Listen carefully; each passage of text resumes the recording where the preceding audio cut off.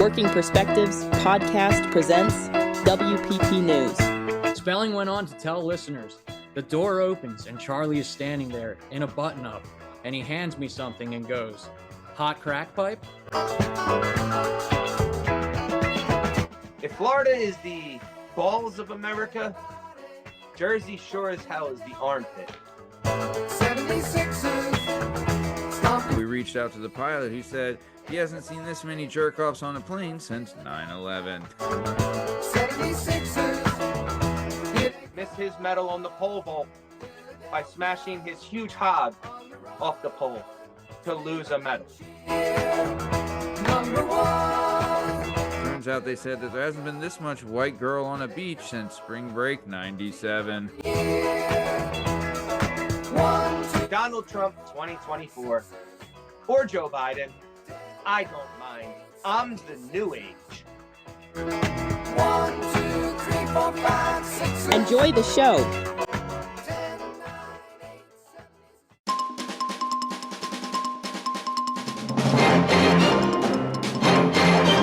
Working Perspectives podcast.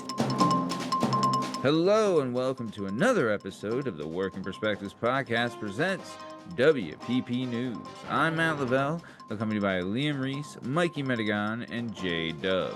On this show, we bring you the internet's juiciest news stories and reporting on everything from a sound wave that knocks hurricanes to the New Jersey Devil of the airlines and 70 pounds of coke in Florida. We're going to head now to Liam Reese with entertainment news, who's going to give us the latest in the world of celebrity. Liam, what's the scoop? Charlie Sheen passes the Dutch, and by the Dutch, I mean the crack stem.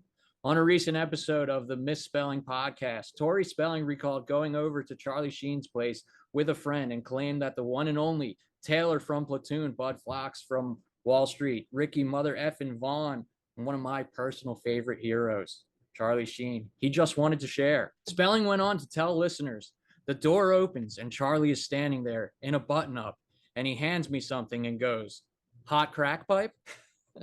I said, no thanks. And Sheen was like, all right, come on in. The condo was very dark and all the lights were off. Tori did not specify when the incident took place, but did note that the only light coming from the actor's home was from him hitting the crack pipe. Charlie asked, well, anything else? The actress said she was terrified and politely accepted a drink. So the legend of Charlie Sheen continues to grow. And Charlie, if you're out there somewhere and you're listening, I was raised with a little something called manners, and as a guest, I would have gladly accepted your crack pipe. Hulk Hogan versus Gawker in development. Do you all remember way back in 2016 when Hulk Hogan won $140 million in a judgment against Gawker Media and its founder and one of their editors? And do you remember it was because Gawker released a sex tape of the Hulkamaniac banging Bubba the Love Sponge's wife after Bubba the Love Sponge asked him to? Well, guess what? Matt Damon and Ben Affleck's production company is making that story into a movie directed by Gus Van Sant. I know, I can't wait either. And today, in lieu of going around the world, we're going to do an entertainment fun fact. Seabass from Dumb and Dumber. Remember him? Get his ass, Seabass. And who's the dead man that hit me with the salt shaker? Y'all remember that? It's an iconic scene. Everybody probably repeats that line all the time. You don't know who this guy is. His name is Cam Neely. He was actually a pro hockey player. He played right wing for the Canucks and the Bruins from 83 to 96. He got inducted into the Hockey Hall of Fame in 2005. And since then, he's become the president of the Boston Bruins. He's been the president of the Boston Bruins since 2010. So the next time you see a hockey game and the Bruins are playing, just remember, get his ass, Seabass. I'm Liam Reese. That's entertainment tonight. Thank you. Thank you for that, Liam. Gus Van Sant, first Good Will Hunting, and now the Hulk Hogan Cuck movie. Fantastic. We're going to keep it moving. We're going to keep it on moving down the road. We're going to head to the one and only Mikey Medigan, who's going to give us an update on the Olympics. Mikey, what's the story? This is your Olympics Games update. Here in Paris, where wee is not a reference to your pleasure pole, apparently. And so far, we saw a man beat the shit out of some broad in the new domestic violence game formerly known as boxing. A homosexual swimmer gift another fanoik a cock sock. A white dude nobody's ever heard of come out of nowhere and win the 1,600 meters in dramatic fashion in one of the best races I've ever seen. Also, a giant Cuban win his 5th gold medal in Greco-Roman wrestling to become the greatest combat athlete ever. And the last guy on earth you would want to share a jail cell with. We also had a triathlete throw up from swimming in Paris's dirty-ass river. A chick missed weight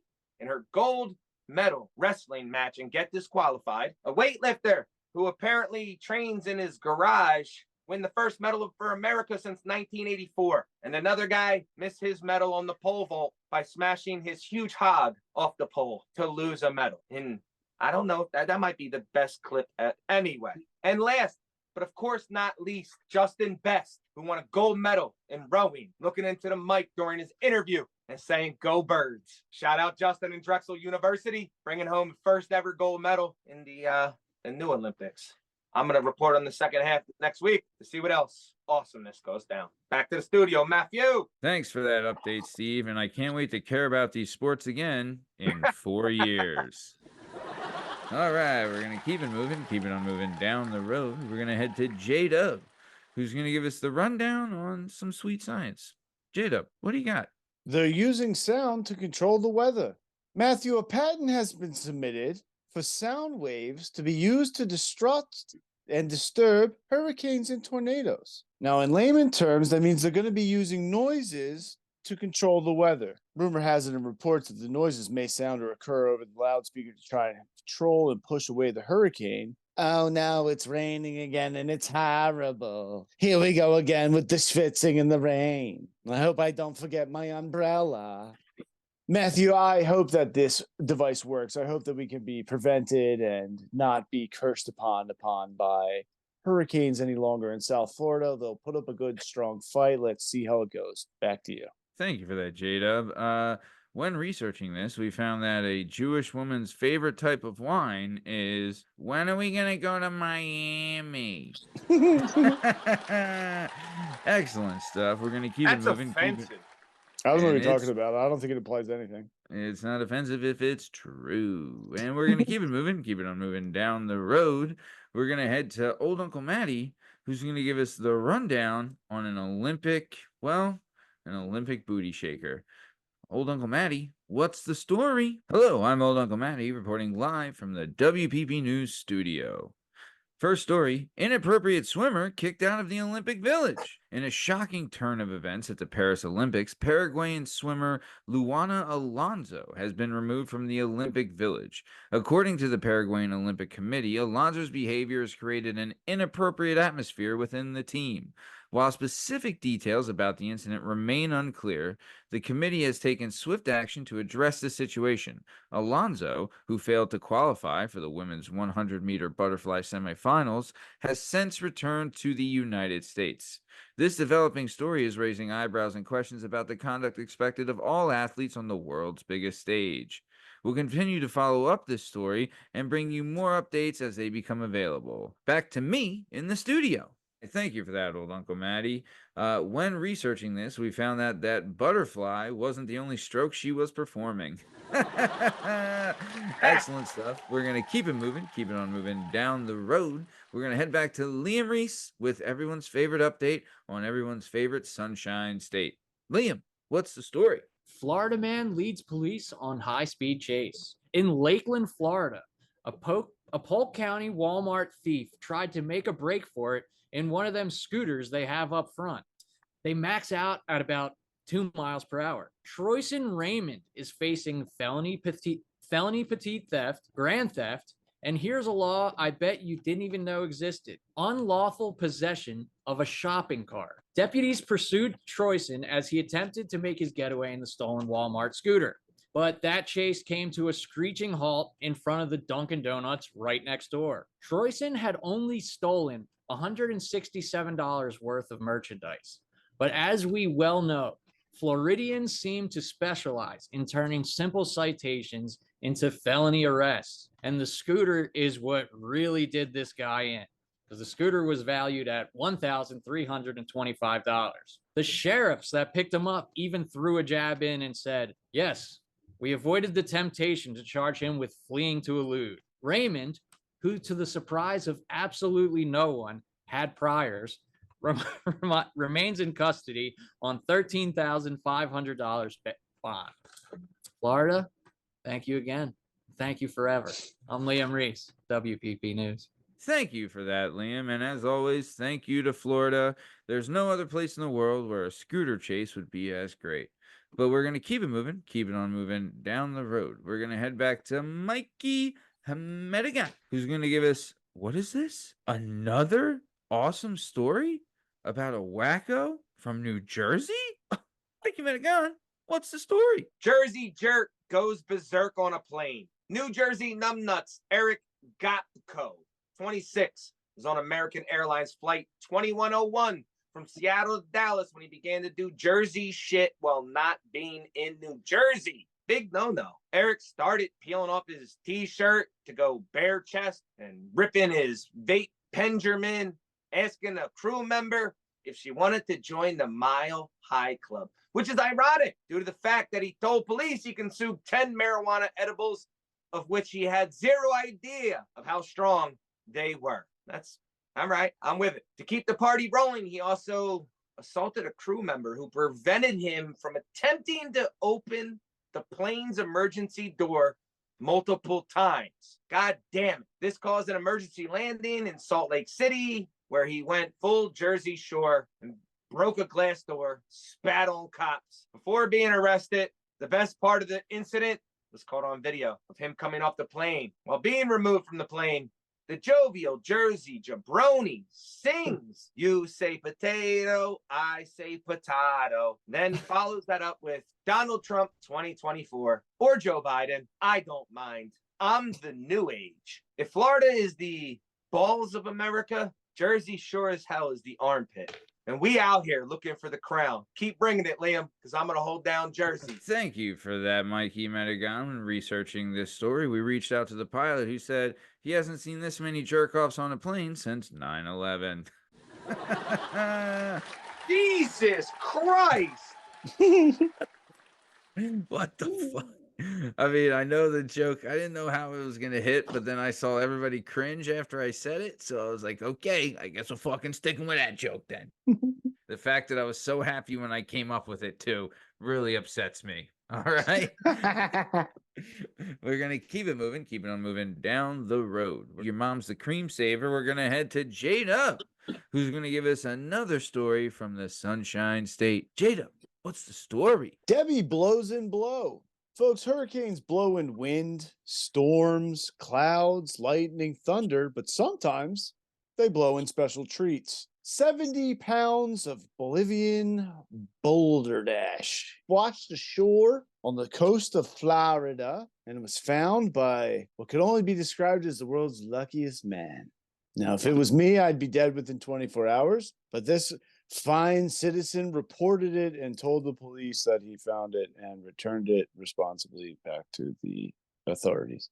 You know, you can't win every opportunity you get, but one day I hope that I'll stumble upon enough half of my body weight in cocaine. I could only be so lucky. Matthew, back to you. Thank you for that, J-Dub. Asking locals about this story, turns out they said that there hasn't been this much white girl on a beach since spring break 97. Excellent stuff. We're gonna keep it. Did I word it right? What, you don't like the wording? Yeah, that works. No, That's fine. I thought it was good. I Yeah. forgot to say this joke if you like it. The cocaine was worth $1 million, but who needs $1 million when you have 70 pounds of cocaine? Keep it on moving down the road. We're gonna head back to old Uncle Matty, who's gonna give us the story about, guess what? More cocaine. Old Uncle Matty, what's the story? Hello, I'm Old Uncle Matty, live from the WPP News studio. Our next story: cocaine buy kicks out an Olympian. Australian field hockey Olympian Thomas Craig has been arrested in Paris after allegedly attempting to purchase cocaine. The incident occurred just days after the Australian team was eliminated from the Olympic competition. According to reports, Craig was caught red-handed by French authorities during a drug transaction. The Olympic athlete is currently in custody and investigations continue. This scandal has sent shockwaves through the sporting world, with many questioning the behavior of high-profile athletes. The Australian Olympic Committee has released a statement expressing disappointment and confirming their support for the athlete involved. Back to me in the studio. Thank you for that, old Uncle Matty. I'll tell you, if I was playing men's field hockey, I'd be blowing lines too. Steve, I set you up for the fucking coming. Jada would be coming on dudes. No, I said I'd be blowing lines What too. happened? And I said if I was playing men's field hockey, I'd be blowing lines too. And then And you blowing should have dudes. said exactly. Fucking, I set you up, and you don't fucking take. Man, the I punching. blazed a little. I wasn't paying attention. I like. All right, well, zoned I'm gonna out. come in Run it again. back. I'm gonna set you up again. Are we ready? I got you. Coming back in. 3, 2. How do you do, Jada's mom? All right, come back in. 3, 2, 1. All right, thank you for that, old Uncle Matty. I'll tell you this: if I was playing men's field hockey, I'd be blowing lines too. And dudes. Nah, I mean, hold on. If it's the Olympics, it's okay. I don't know anymore. Guys punching girls, whatever. Yep. Well, speaking of the Olympics and guys punching girls, this has been another episode of the Working Perspectives Podcast presents WPP News. I'm Matt Lavelle, coming to you by Liam Reese, Mikey Madigan, and J Dub. In case you're wondering, you can find all our stuff and all our content on all podcast platforms and YouTube at Working Perspectives Podcast. You can also on Instagram at Working Perspectives Podcast, and join us on Twitter and TikTok at Working P Pod. If you'd like to be a guest on the show, please email us at workingperspectives@gmail.com, and please like and subscribe, and we'll keep bringing you this sweet content. Thank you for listening, and have a great weekend. Thanks. See you. Philadelphia, Working Perspectives Podcast. stand up and cheer. Number 1. Please like and subscribe.